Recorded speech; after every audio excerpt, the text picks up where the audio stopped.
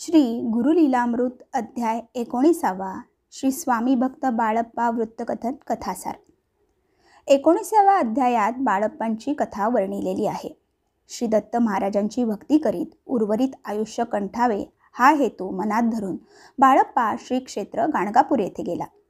याच दरम्यान श्री स्वामींनी त्या स्वप्नात येऊन दिगंबर रूपात दर्शन दिले. पुढील सूचनेनुसार बाळप्पा अक्कलकोटास निघाला. बाळप्पा अक्कलकोट येथे पोहोचला. त्यावेळी श्री स्वामी महाराज खासबागेत निद्रा घेत होते. बाळप्पाने श्री स्वामींचे चरण धरताच त्यांनी उठून त्यास आलिंगन दिले. बाळप्पा श्री स्वामी सेवेत रुजू झाला. पुढे नियमित श्री स्वामी दर्शन घेऊन बाळप्पा अनुष्ठान करू लागला. एकदा स्वामी कृपेने बाळप्पा त्याच्यावर झालेल्या विषप्रयोगातून बचावला. पुढे त्याने स्वतःस समर्थांच्या सेवेस वाहून घेतले. बाळप्पांची भक्ती पाहून स्वामींचेही त्यांच्यावर प्रेम बसले. बाळप्पांचा सर्व वेळ श्री स्वामी समर्थ सेवेत व्यतीत होऊ लागला. श्री स्वामींच्या आज्ञेने बाळप्पाने मारुती मंदिरात अनुष्ठान सुरू केले व तो स्वामी समर्थ या पंचाक्षरी नामाचा जप करू लागला. हे या अध्यायात सांगितले आहे.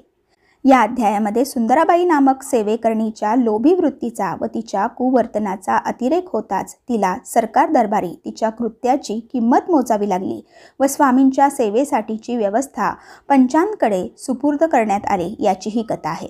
तसेच बाळप्पांचे अनुष्ठान पूर्ण झाल्याने स्वामींनी इतरांकडून ब्राह्मण भोजन घातले याचाही उल्लेख यात करण्यात आला आहे.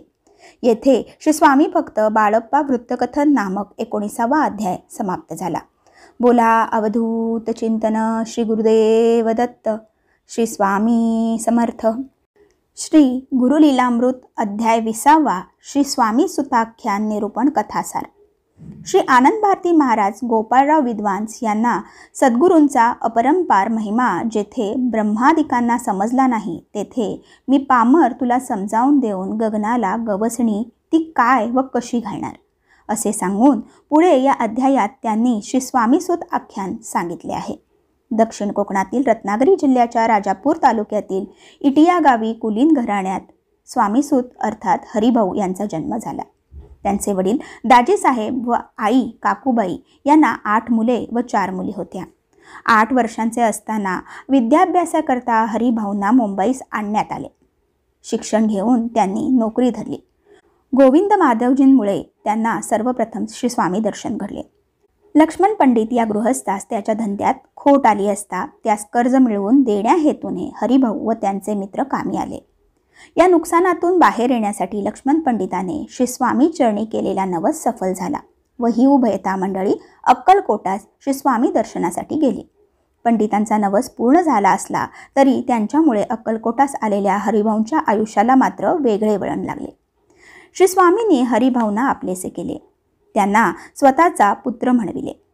त्यांना स्वतः वागविलेल्या चांदीच्या पादुका आत्मलिंग रूपाने दिल्या आणि त्यांना मुंबईत गादी मठ उभारून त्यात पादुकांची स्थापना करण्यास सांगितले. स्वामीसूत मुंबईस आले मात्र त्यांनी मठ उभा करताना स्वतःचा संसार लुटविला व ते संन्यस्त वृत्तीचे झाले.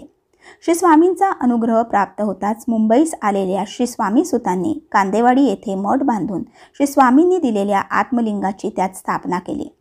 पहिली स्वामी जयंती त्यांनी शके 1792 साली स्वामींच्या निकट साजरी केली. पुढे त्यांनी नगर, पुणे, ठाणे, वसई, रत्नागिरी, नारखे, चिपळूण येथे श्री स्वामी महाराजांचे मठ स्थापिले. स्वामीसूत मुंबईच्या मठात पादुकांची सेवा करीत भजन पूजनात दंग होऊ लागले. स्वामींचे नाव घेऊन दिलेल्या तीर्थप्रसादाने गोरगरिबांची संकटे दूर करू लागले. त्यानंतर पुढे 4च वर्षांनी स्वामीसूतांनी देहावतार संपविला. त्याचे झाले असे की एकदा स्वामीसूत अक्कलकोटला गेले असता श्री स्वामी त्यांना म्हणाले, आम्ही आता अवतार संपविणार आहोत. आपणच यापुढे आमची गादी चालवावी. हे ऐकून स्वामीसूतांना अत्यंत दुःख झाले आणि त्यातच पुढे श्रावणवद्य प्रतिपदेस त्यांनी देह ठेविला. पुढे काही दिवसानंतर मुंबईकर मंडळी स्वामींकडे अक्कलकोटास आली व स्वामीसूतांच्या गादीवर कोणास बसवायचे असे विचारू लागली. तेव्हा काकूमाईंनी त्यांच्या 8 वर्षांच्या मुलास बाबूस स्वामींच्या दर्शनास आणला असता स्वामींनी त्यास मोर पाखरू असे संबोधून स्वामीसूतांची गादी त्यास दिली. आपल्या लहान पुत्रास श्री स्वामींनी गोसावी बनविल्याचे पाहून काकूमाईंना अत्यंत दुःख झाले. तेव्हा स्वामींनी त्यांची समजूत घातली. हे स्वामी सुताख्यान जे कोणी भक्तिभावाने श्रवण करतील त्यांना सद्गुरूची कृपा सतत लाभत जाईल, असे सद्गुरू श्री आनंद भारती महाराजांनी सांगितले आहे. येथे स्वामी सुताख्यान नामक 20वा अध्याय समाप्त झाला. बोला अवधूत चिंतन श्री गुरुदेव दत्त. श्री स्वामी समर्थ. श्री गुरुलीलामृत अध्याय 21वा. श्री स्वामी समर्थावतार समाप्ती कथासार. सद्गुरू हे दुःखी दुर्दैवी प्रापंचिकांचे विश्रांतीस्थान. सद्गुरू मुमुक्षूंसाठी मुक्तीचे साधन आणि योगी पुरुषांसाठी ज्ञान विधान आहेत.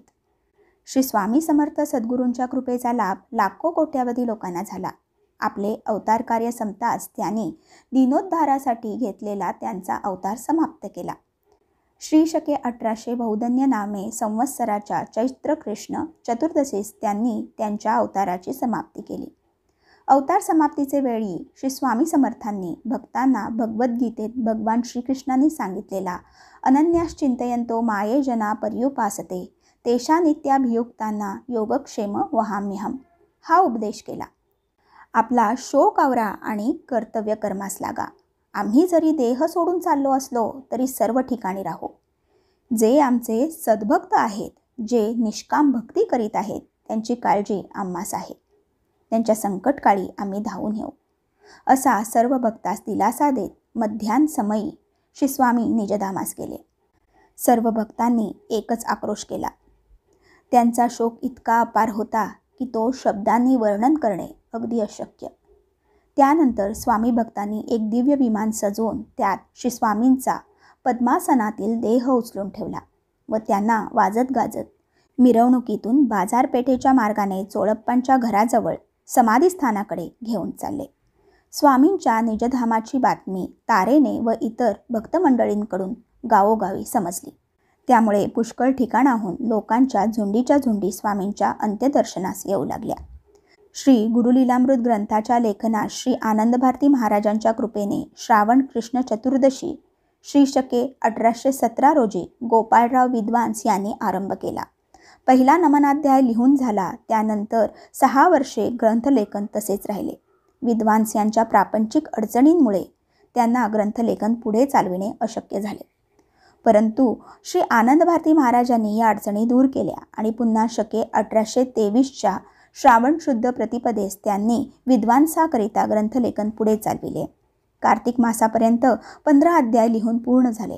परंतु मार्गशीर्ष शुद्ध षष्ठी म्हणजे चंपाषष्ठी शके 1823मध्ये श्री आनंद भारती महाराज निजधामास गेले. त्यांच्या आकस्मिक समाधीगमनाचे दुःख व त्यांच्या निवेदनाअभावी विद्वांस यांना ग्रंथलेखन पुढे चालविण्यास सुचेना. मात्र श्री आनंद भारती महाराजांनी दृष्टांत देऊन ग्रंथ पुढे चालविण्यास सांगितला. त्याप्रमाणे विद्वांस यांनी आषाढ शके 1824 पासून पुन्हा ग्रंथलेखन पुढे चालवून आषाढ एकादशीस गुरुलीलामृत हा ग्रंथ पूर्णत्वास नेला. श्री सच्चिदानंद आदिपुरुष नारायण निर्विकार निश्चल निर्गुण विश्वव्यापक विश्वात्म्यास तसेच परमेश्वर परमोद्धार परमानंद करुणासागर विश्वेशास अनंतकोटी ब्रह्मांड नायकास आणि प्रकाशाचा प्रकाशक परमात्म्यास भक्तिभावाने प्रार्थून श्री गुरुलीलामृताचे हे ग्रंथरूपी अमृत श्री स्वामींच्याच आशीर्वादाने त्यांच्याच परमप्रिय भक्ताच्या सेवेशी सादर करण्यात येत आहे. हरिओम तत्सत. हरिओम तत्सत. हरिओम तत्सत.